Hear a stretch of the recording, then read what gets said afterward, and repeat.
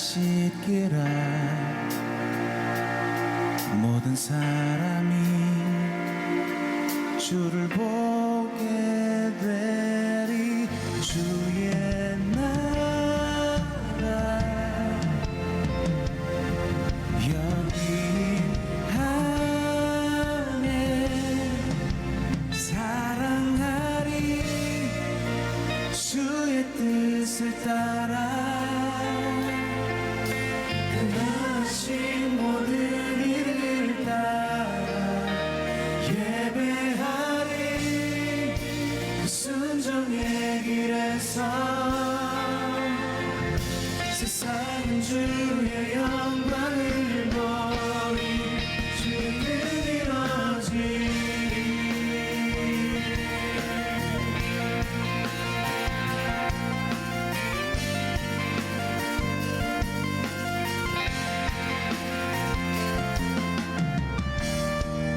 죄인의 마음을 돌이키신 그 사랑 나도 사랑하리. 끝까지 따르리. 모든 세상이 주를 보게 되리. 주의 나라 여기 안에 순종의 빛 세상 비추리. 사랑하리. 주의 뜻을 따라 그가 하신 모든 일을 따라 예배하리. 순종의 길에서 세상은 주의 영광을 보리. 사랑하리. 주의 뜻을 따라 그가 하신 모든 일을 따라 예배하리. 순종의 길에서 세상은 주의 영광을 보리. 주의 뜻 이루어지리.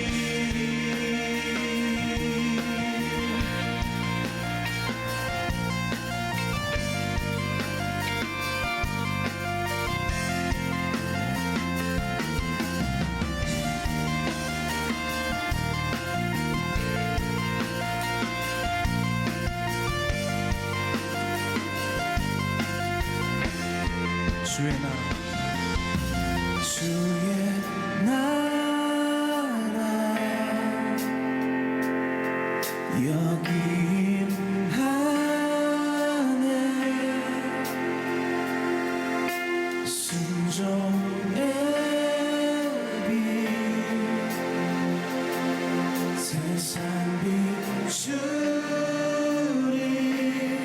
주의 나라 주의 나라 여기 안에 순종의 빛 세상 비추리. 사랑하리. 주의 뜻을 따라 그가 하신 모든 일을 따라 예배하리. 순종의 길에서 그가 하신 내 영광을 보리. 사랑하리. 주의 뜻을 따라 모든 일을 따라 예배하리. 순종의 길에서 세상은 주의 영광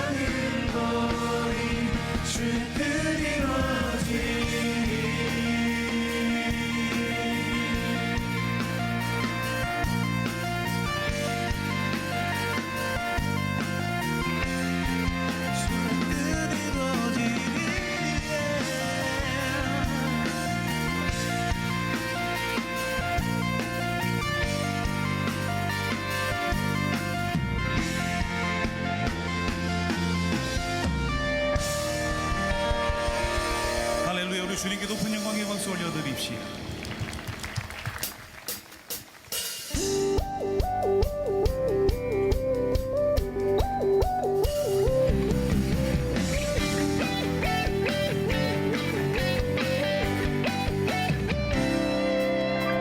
주날 구원했으니 어찌 잠잠하리 기쁨의 찬송 드리리 주의 죄 사했으니 어찌 잠잠하리 기쁨의 경배 드리리 주를 향한 나의 사랑 멈출 수 없네 멈출 수 없네 나 기쁨에 춤추리 모든 슬픔 바꾸셨네 나 기쁨에 춤추리 모든 삶 주 안에 있네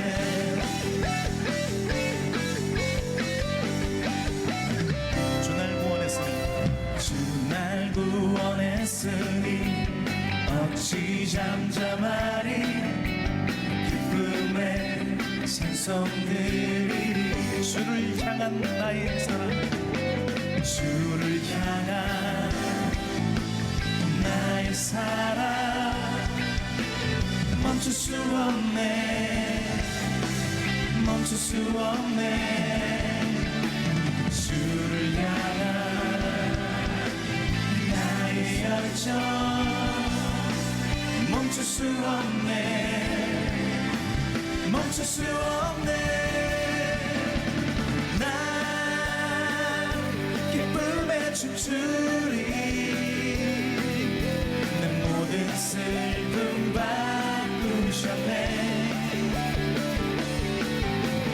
난 기쁨에 춤추리 내 모든 삶 주 안에 있네 주를 향한 나의 사랑 주를 향한 나의 사랑 멈출 수 없네 멈출 수 없네 주를 향한 나의 열정 멈출 수 없네 멈출 수 없네 난 기쁨에 춤추리 내 모든 슬픔 바꾸셨네 난 기쁨에 춤추리 내 모든 삶 주 안에 있네 나 기쁨에 춤추리 난 기쁨에 춤추리 내 모든 슬픔 바꾸셨네 난 기쁨에 춤추리 내 모든 삶 주 안에 있네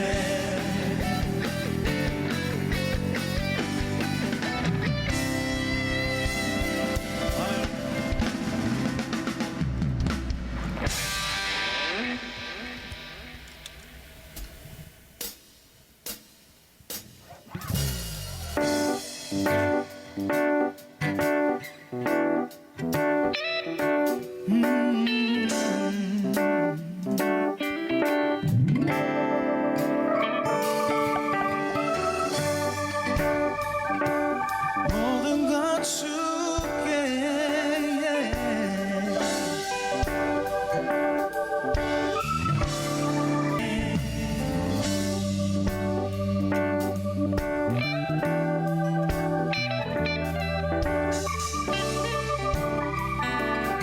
함께 찬양합니다. 생명 다해 주 찬양합니다. 생명 다해 주 찬양하리 생명 다해 주 찬양하리 주 찬양하리 내 생명 다해 내 힘을 다해 모든 소망 주님께 생명 주께 있네 능력 주께 있네 소망 주께 있네 주 안에 있네 생명 주께 있네 능력 주께 있네 소망 주께 있네 주 안에 있네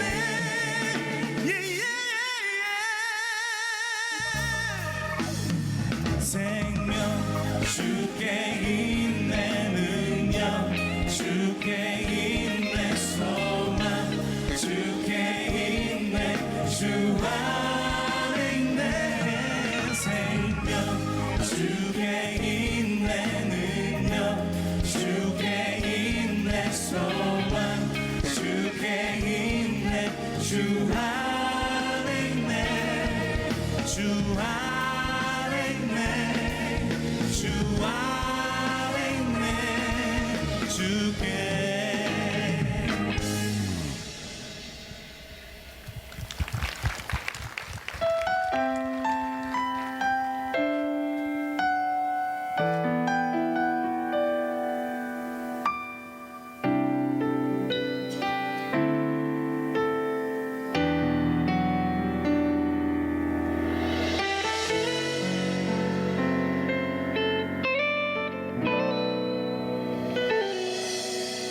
다 표현 못해도 다 표현하리라 다 고백 못해도 나 고백하리라 다 할 수 없어도 나 알아가리라 다 닮지 못해도 나 닮아가리라 다 표현 못해도 나 표현하리라 다 고백 못해도 나 고백하리라 다 할 수 없어도 나 알아가리라 다 닮지 못해도 나 닮아가리라 그 사랑 얼마나 아름다운지 그 사랑 얼마나 날 부욕해 하는지 그 사랑 얼마나 크고 놀라운지를 그 사랑 얼마나 나를 감격하게 하는지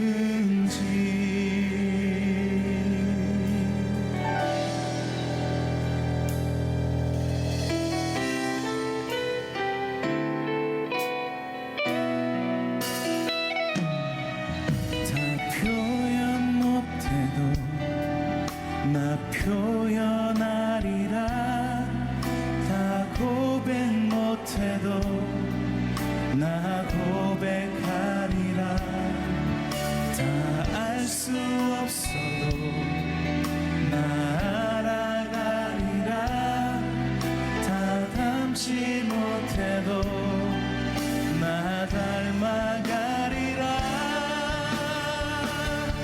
그 사랑 얼마나 아름다운지 그 사랑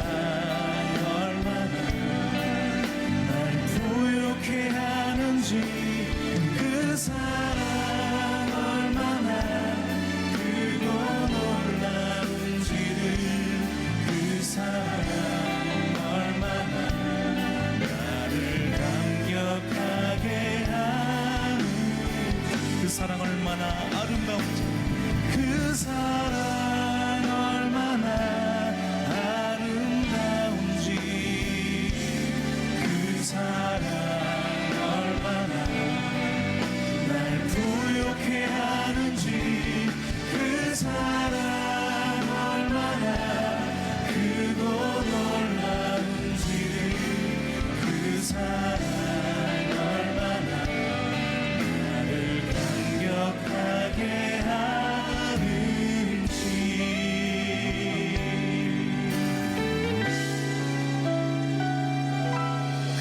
사랑 얼마나 나를 감격하게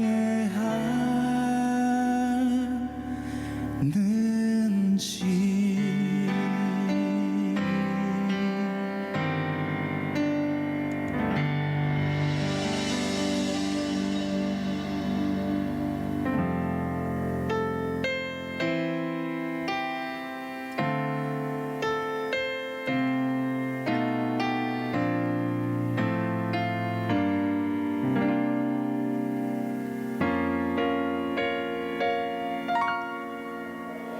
왜 나를 깊은 어둠 속에 홀로 두시는지, 어두운 밤은 왜 그리 길었는지, 나를 고독하게, 나를 낮아지게, 세상 어디도 기댈 곳이 없게 하셨네.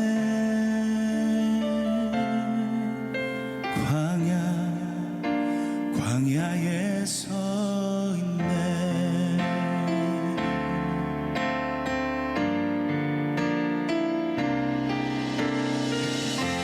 주님만 내 도움이 되시고, 주님만 내 빛이 되시는, 주님만 내 친구 되시는 광야.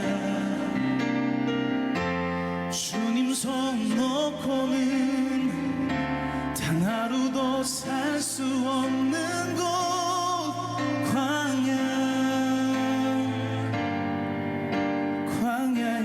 서 있네.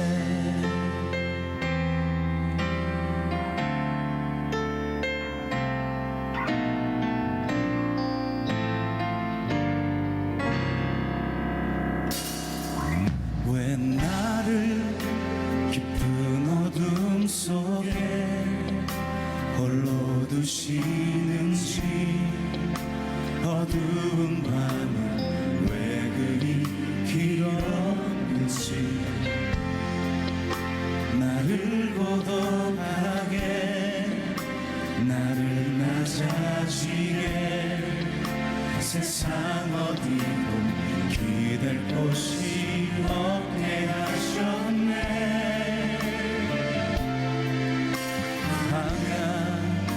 광야에 서 있네.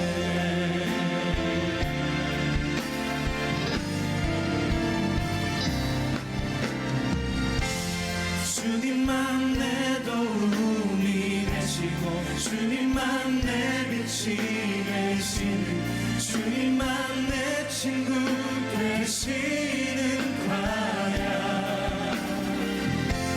주님 손 놓고는 단 하루도 살 수 없는 곳, 광야.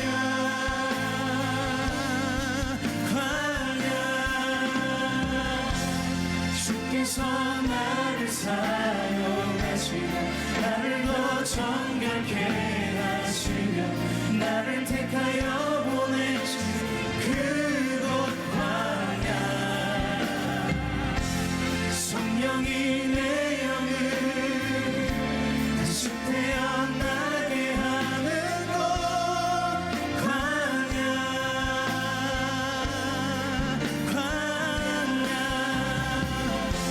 주님만 내 도움이 되시고, 주님만 내 빛이 되시는, 주님만 내 친구 되시는 광야. 주님 손 놓고는 단 하루도 살 수 없는 곳, 광야.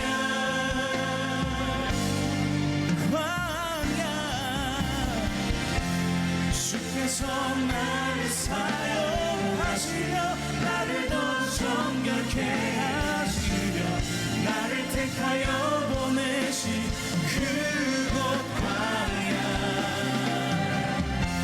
성령이 내 영을 다시 태어나게 하는 곳, 광야.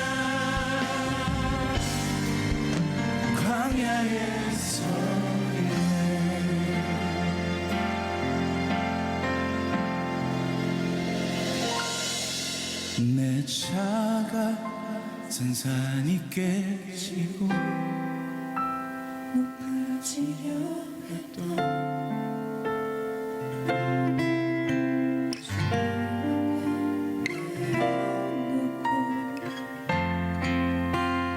주님 뜻으로 이루어지기를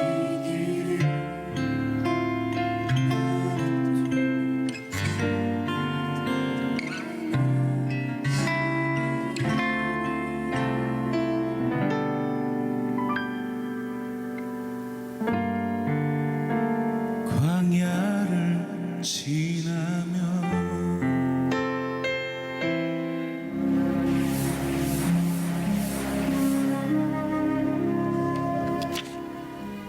오늘의 말씀은 에스더 3장 5절에서 6절 말씀입니다. 하만이 모르드게가 무릎을 꿇지도 아니하고 절하지도 아니함을 보고 매우 노하더니 그들이 모르드게의 민족을 하만에게 알림으로 하만이 모르드게만 죽이는 것이 부족하다고 생각하고 아하수에로의 온 나라에 있는 유대인 곧 모르드게의 민족을 다 멸하고자 하더라. 아멘.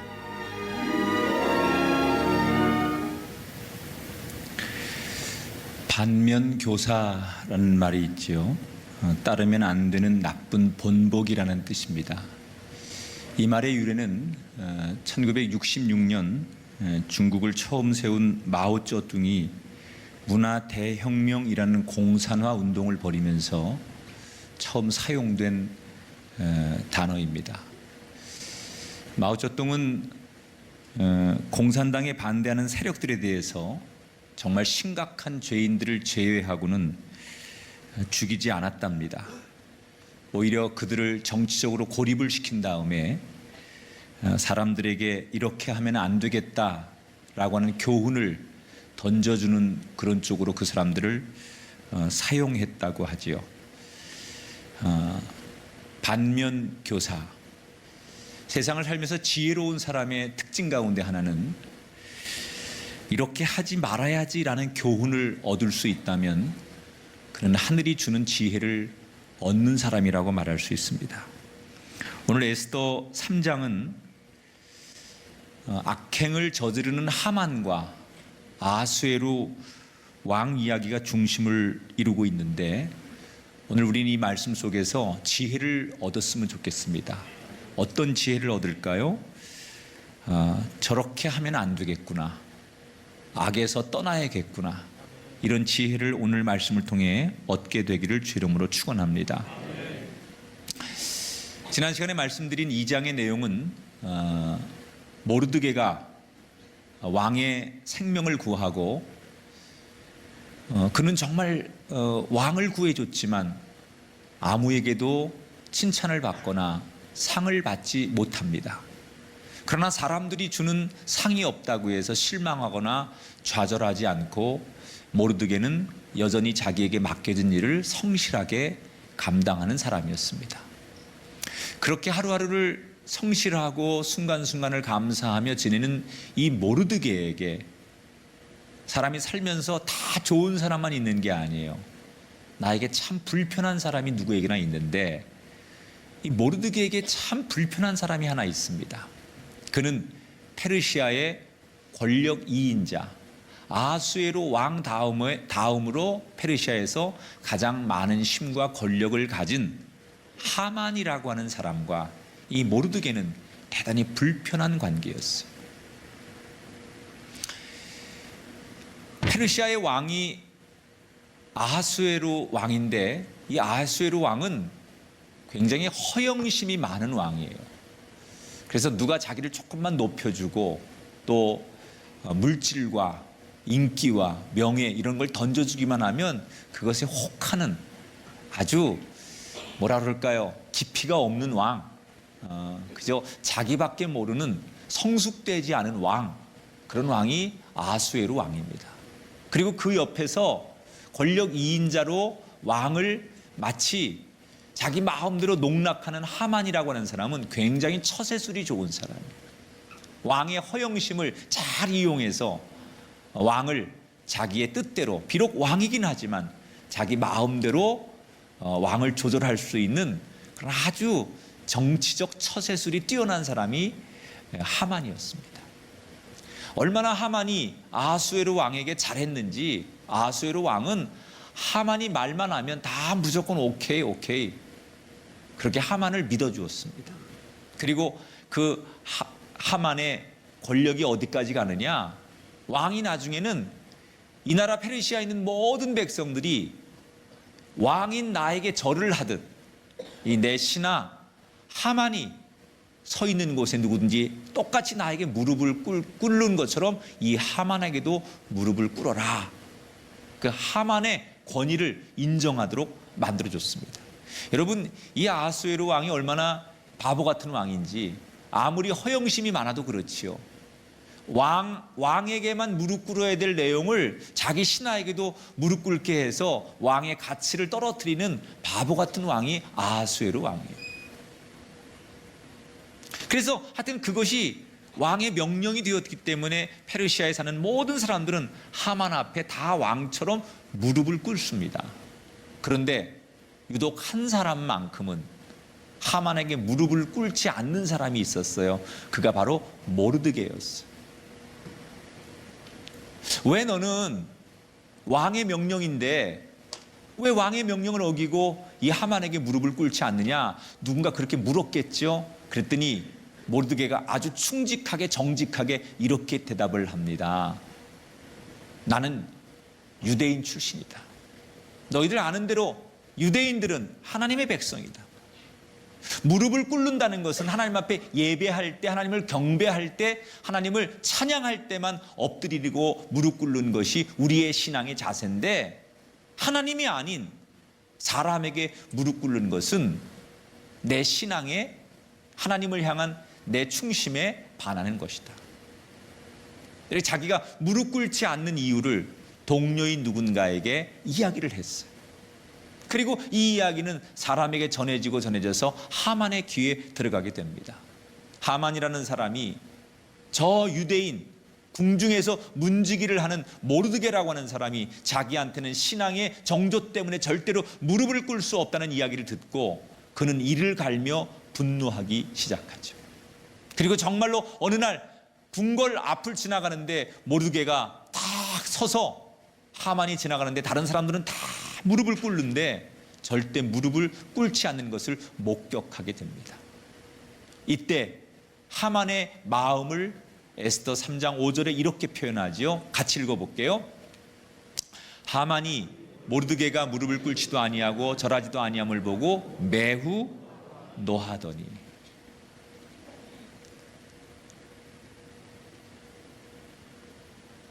분노한 하만은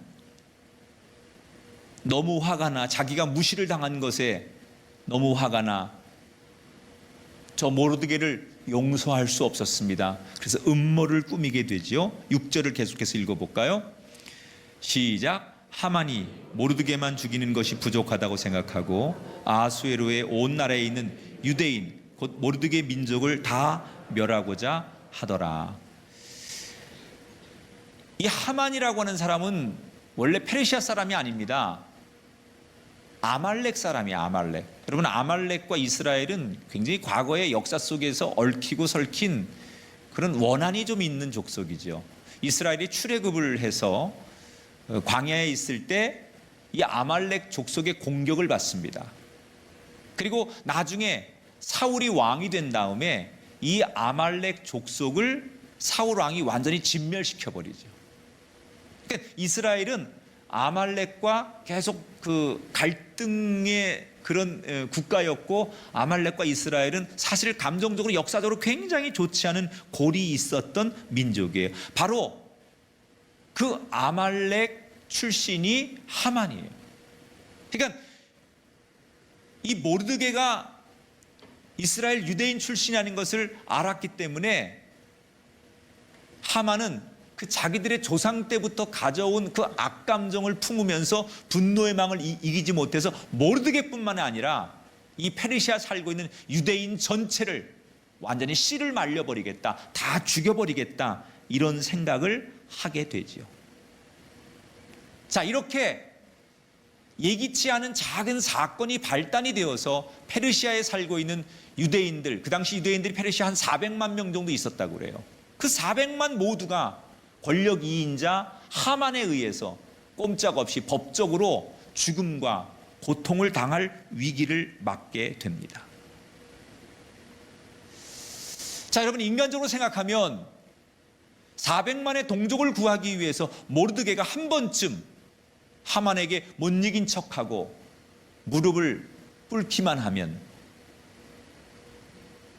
민족의 몰살을 막을 수 있을 텐데, 그렇게 하는 것이 더 많은 사람의 생명을 구하고 많은 사람들을 죽음에서 건지는 바른 길이 아닐까라는 생각을 우리는 할 수도 있을 겁니다. 그러나 저는 오늘 이 말씀 통해서 이런 측면으로 이 말씀을 나눴으면 좋겠어요. 한 사람의 분노가 얼마나 많은 사람들을 고통 속에 몰아넣는지를 보고 싶어요. 모르드게가 더 많은 동족과 더 많은 사람을 구하기 위해서 자기가 무릎 꿇으면 그것도 지혜롭다고 말할 수 있을지 모르지만, 하나님이 이 메시지를 통해서 우리에게 하고자 하는 말씀은 한 사람의 분노가, 그 하만이 갖는 마음속의 분노와 증오가, 자기가 무시를 당했다라고 하는 그 분노가 결국 걷잡을 수 없는 화를 일으키게 된다는 거예요.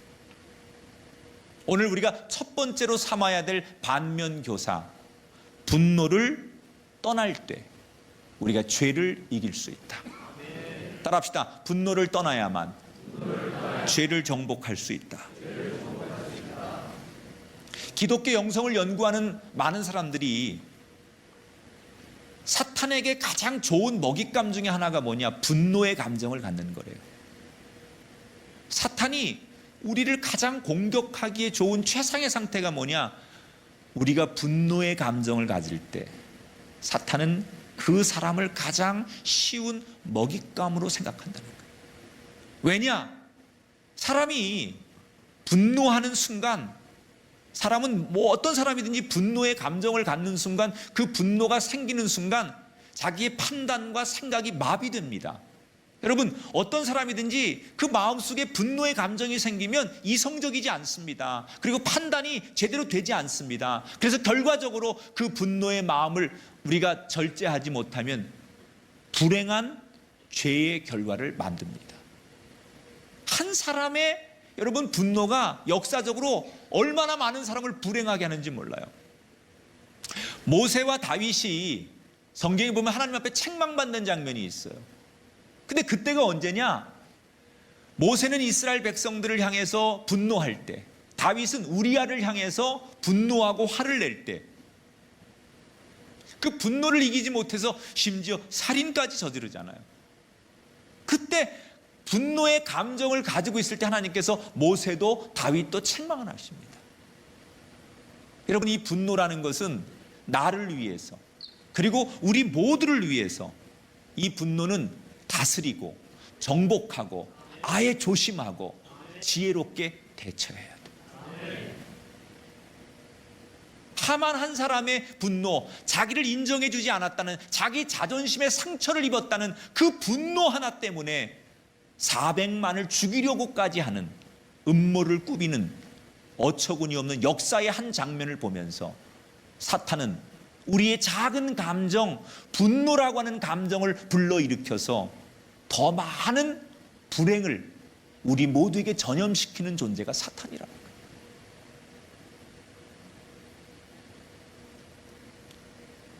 톰 소여의 모험의 작가인 마크 트웨이는 굉장히 유명한 일화가 있어요. 이 마크 트웨인이 글을 잘 쓰는 작가긴 하지만 한 번 화가 나면 얼마나 다혈질인지 옆에서 누구도 말리지 못하는 사람이 마크 트웨인이래. 한번 세상 말로 뚜껑이 열리면 누구도 옆에 그를 어떻게 제어하거나 충고해주지 못할 만큼 다혈질적인 습관을 가진 사람이 마크 트웨인이에요. 근데 이 사람이 자기가 워낙 다혈질이라는 걸 자기도 알아요. 그래서 이걸 다스리기 위해서 자기 나름대로 지혜로운 대처 방법을 하나 생각해냈대요. 화가 날 때마다, 분노할 때마다 이 사람은 상대방에게 거침없이 편지를 쓴답니다. 그 편지에는 자기 감정 그대로를 맹렬하게 다 쓰는 거예요. 그리고 그 상대에게 하고 싶은 자기의 분노의 감정을 다 글로 표현한 다음에 그 편지를 딱 접어가지고 자기 책상 서랍에 사흘간 넣어둔대요. 그리고 사흘의 시간이 지나면 그 사흘 전에 가졌던 분노의 마음, 상대에 대한 막 그런 경멸의 마음, 이런 것들이 화가 가라앉으면서 사흘이 지난 다음엔 마음의 평정이 찾아오는 거예요. 그러면 다시 슬그머니 서랍 속에 넣어두었던 그 편지를 찢어서 휴지통에 버리는 일을 반복했다. 흔히 누군가가 이런 말을 했어요. 분노가 치밀어올 때 10초만 눈을 감고 참아보세요.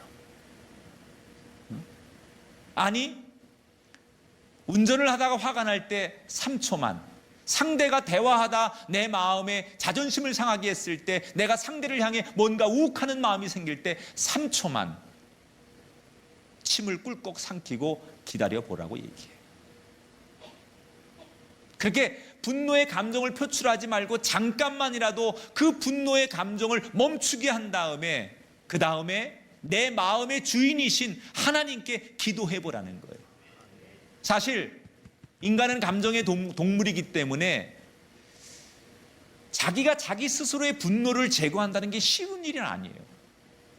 이게 내 마음속에 내가 분노가 일어났는데 이 분노의 마음을 내가 어떻게 통제하고 내가 다스린다는 게 이게 말처럼 쉬운 일이 아닙니다. 그런데 여러분, 나는 안 되지만 하나님께서 내 마음을 주장하시고 분노의 감정보다 더 사랑스러운 성령께서 내 마음을 지배하시고 내 마음을 주장하시면 나는 이길 수 없지만 하나님이 주는 성령의 지혜와 은총을 통하여 그 분노의 감정을 조절하는 사람이 될 줄 믿습니다.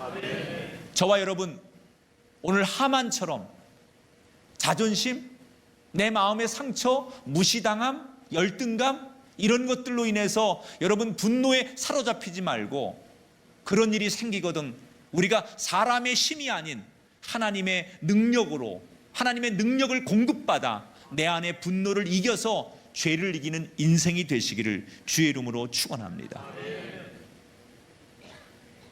자, 하만이라고 한 사람이 이렇게 분노하는 가운데 모르드게와 유대 민족을 해칠 구체적인 방법을 하만이 세우기 시작하죠. 분노가 결국은 실행으로 옮겨지는 거예요. 에스더가 왕비가 된 지 5년이 지난 다음에 하만은 소위 요즘으로 말하면 무당, 점치는 사람을 불러놓고 내가 거사를 치르는 날을 언제로 하면 좋겠느냐, 이렇게 점쟁이에게 그 날짜까지 다 의논을 하고 점쟁이에게 물어봐가지고 모르드게를, 유대인을 12월 달에 다 죽이기로 계획을 짭니다. 그리고 나서 이 하만이 곧바로 계획을 완벽하게 날짜까지 시나리오를 짜놓은 다음에 아하수에로 왕에게 가서 거짓말로 유대 민족을 고발하기 시작해요. 당시에 페르시아는 유대 민족뿐만이 아니라 워낙 페르시아가 강대국이었기 때문에 주변에 포로된 여러 나라들이 와서 살았어요. 지금으로 말하면 미합중국 같은 나라죠. 이 하만도 하각, 아말렉 사람이라고 했잖아요. 그리고 유대인도 와 살고 그 주변에 여러 족속들이 이 페르시아에 와서 살고 있는데, 하만이 왕에게 뭐라고 고발을 하느냐, 이 페르시아 땅에 살고 있는 타민족 가운데 지금 아하수에로 왕, 당신이 왕이고 당신이 이곳의 모든 권력자인데 당신이 만든 법을 지키지 않는 민족이 있습니다. 이렇게 툭 한마디 던지죠. 그들은 왕의 명령을 따르는 게 아니라 자기들의 고유한 민족의 법, 내지는 자기들이 가지고 있는 자기들끼리의 법을 왕의 명령 법보다 왕의 명령보다 더 우선하며 사는 약간 역모를 꾀하는 역적 같은 그런 민족이 이 땅에 살고 있습니다. 가뜩이나 허영심에 자존감이 낮은 이 아하수에로 왕은 하만의 이야기를 듣고 역시 분노하며 그들이 누구냐? 유대민족입니다. 그러면서 지금 왕께서 이 땅을 다스리고 전 세계를 다스리는데 그 유대민족을 본보기로 삼아서 왕의 명령과 법을 어기는 사람은 절대 용납할 수 없다는 걸 이번에 보여주셔야 합니다. 그리고 온갖 거짓말로 아하수에로 왕의 판단을 흐리게 만들죠. 여러분, 하만이 사실 지금 왕에게 고하는 건 대부분 거짓말이죠. 이유는 뭐예요? 자기에게 절하지 않았다고. 모르드게가 자기한테 절하고 자기한테 인사하지 않았다고 그것이 발단이 돼가지고 지금 왕에게 있는 말 없는 말을 다 지금 해가면서 유대민족이 천하의 나쁜 사람들로 거짓말을 꾸며서 왕의 마음을 혼돈스럽게 해요. 근데 왕이 긴가민가 하는 거예요. 야, 지금 내가 믿는 이 하만이라는 신하의 얘기를 들어보면 나를 능멸하고 반역을 꾀하고 또 자기들 법이 내가 명령한 법보다 더 우위에 있다고 하는 사람이 있는데 이거 본보기를 보여야 될 것도 같은데 그렇다고 그 많은 사람을 죽인다는 것도 이게 막대한 영향이 있고 문제가 있다는 것을 왕이 혼란스러워하면서 판단을 하지 못합니다. 그때 이 하만이 얼마나 여러분 나쁜 쪽으로 말하면 영리하고 꾀가 많은지 판단을 잘 못하는 아하수에로 왕에게 비장의 카드 하나를 탁 내밀죠. 만일 왕께서 나에게 권한을 주시면, 오늘 내 건의를 받아들여 주시면, 다시 말하면 유대민족을 다 이 땅에서 죽이기로 결정만 해주시면 내가 왕께 1만 달란트를 바치겠습니다. 여러분, 성서학자들의 이 얘기에 의하면 1만 달란트는 그 당시 페르시아의 1년 재정의 3분의 2에 해당하는 막대한 돈이에요. 지금으로 말하면 우리 국가 재정 같은 거를 대기업이 내가 몇 조 내겠습니다 뭐 이런 정도로 말하면 여러분 좀 실감이 됩니까? 어느 대기업이 대통령한테 가서 딜을 하는 거죠. 국가 예산의 절반을 우리 기업이 되겠습니다 뭐 이 정도로 하면서 딜을 하는 거예요. 근데 이때 아하수에로 왕이요, 지금 요 상황이 어떤 상황이냐면 그리스와의 전쟁에서 대패를 하고 돌아옵니다. 그래서 굉장히 전쟁에 패한 후에 그 페르시아의 경제력, 군사력이 굉장히 불황을 겪을 때예요. 그러니까 재정이 바닥나고 전쟁에서 패하고 돌아왔기 때문에 그 후유증이 대단히 컸을 때예요. 그러니까 가장 약점을 하만이 잘 공격하는 거예요. 돈에 궁하고 경제가 안 돌고 지금 왕이 굉장히 의기소침해 있을 때 비장의 카드, 돈을 던지는 거예요. 여러분, 이 하만이라는 사람은 얼마나 머리가 좋은지 1만 달란트의 돈을 어디서 구하려고 했을까요? 유대인들이 페르시아에 400만 살았다고 했죠. 그 400만을 다 죽이고 그들의 재산을 몰수하면 1만 달란트를 내고도 남을 만한 돈이 있다고 생각한 거예요. 히틀러가 유대인들을 그렇게 많이 학살한 이유 중에 하나가 그런 감정적인, 그런 유대인들을 향한 감정적인 것이 있었지만 그 유대인들이 가졌던 엄청난 재산을 몰수하고 빼앗아서 전쟁의 자금으로 쓰려고 했던 그런 계산도 히틀러에게는 있었어요. 그러니까 하만이 딱 그 생각한 거예요. 그 페르시아에 살고 있는 400만의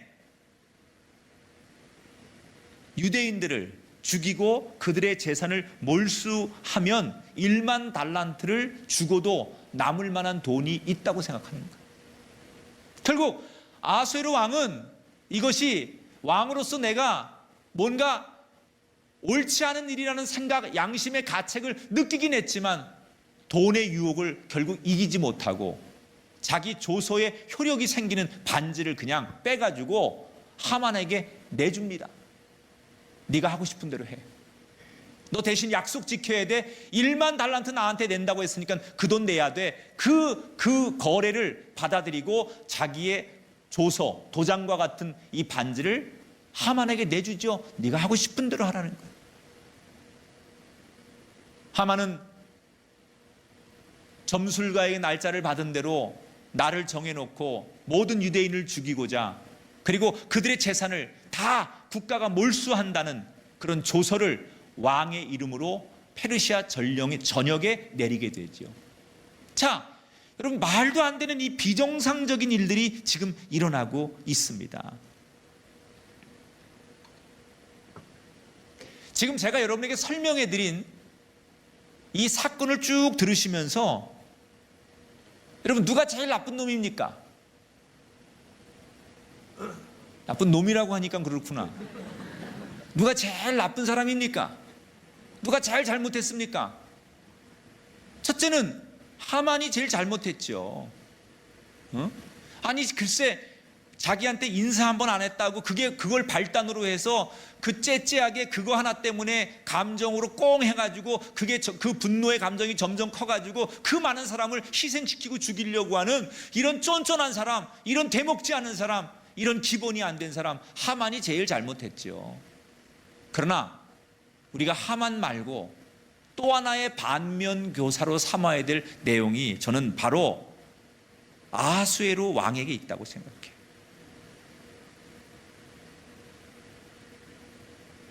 여러분, 사실 하만 못지않게 지금 이 페르시아의 아수에로 왕도 역사의 죄인이에요.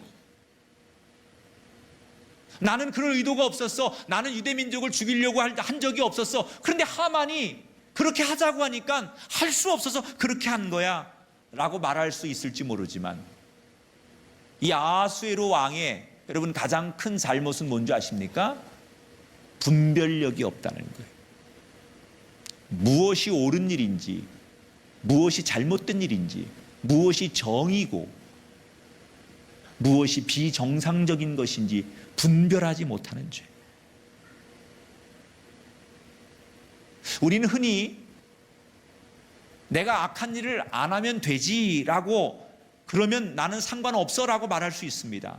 그런데 오늘 사건을 통해서 하나님 우리에게 주시는 말씀은 뭡니까? 악한 일을 하지 않는 것도 중요하지만 더 중요한 일이 있다는 거예요. 악한 일에 빠지지 않도록 악을 분별하는 사람, 이것이 선한 일인지 악한 일인지를 분별하는 사람, 이것이 옳은 일인지 옳지 않은 일을 분별하는 사람, 이게 지혜라는 거예요.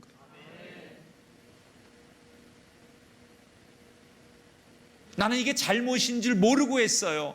이게 하나님 앞에 영광 가리는 일인지 모르고 했어요. 이거 어리석다는 거예요. 오늘 성경이 말하는 것은 지혜로워야 된다는 거예요. 분별해야 된다는 거예요. 이게 악한 일인지 하나님이 원하시지 않는 일인지 하나님 앞에 불의한 일인지를 분별하는 인생이 지혜로운 인생이라는 거예요. 예수님을 앞에 두고 빌라도가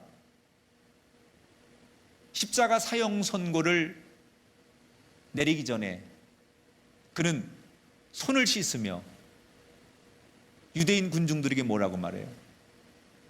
이건 내 의지가 아니다. 나는 저 예수를 처형할 생각이 없었다. 그런데 너희들이 저 예수를 십자가에 못 박으라고 소리치고 너희들이 요구하고 너희들이 해달라고 했으니 나는 책임이 없다. 그거예요. 나는 저 예수를 십자가에 처형하고 싶지 않았지만 군중들이 원해서, 유대인인 같은 유대민족인 너희들이 원해서 예수를 처형하는 거니까 나에게 책임을 묻지 마라. 그리고 손을 씻었단 말이에요. 그런데 여러분, 정말 빌라도는 죄가 없습니까? 우리가 고백하는 사도신경의 신앙 고백에 뭐라고 고백을 하지요? 본디오 빌라도에게 고난을 받으사 십자가에 못 박혀 죽으시고.